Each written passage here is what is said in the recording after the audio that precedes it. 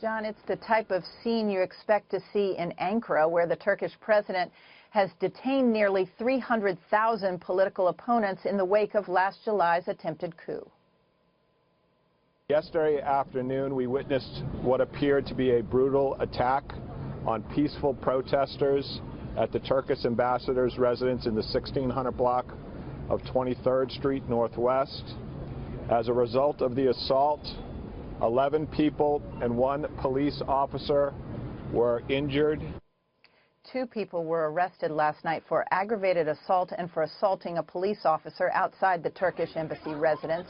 Witnesses said the attackers were members of the Turkish president's security detail, among them his personal bodyguards. Men in black suits working for the Turkish government crossed the street and attacked the Kurdish and Turkish Americans protesting Turkey's attacks on U.S.-backed Kurdish fighters in Syria. The Turkish leader had just met President Trump at the White House and was inside the embassy residence when the melee occurred at 4:30 p.m. Last week, President Trump authorized the U.S. military to arm the Kurdish fighters in Syria, angering President Erdogan.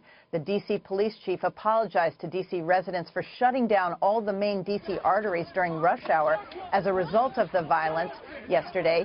I passed by the aftermath on the way home, John, from work last night and can say there were dozens of police vehicles lining Massachusetts Avenue near the embassy residence, blocking the way to Vice President Pence's house just up the street. There were a number of ambulances on the scene as well. You don't expect to see these kinds of scenes in the nation's capital.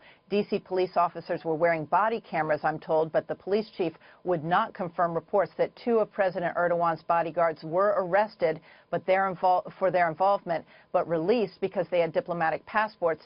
He referred questions to the Secret Service. Those who were arrested appear to be residents of the United States.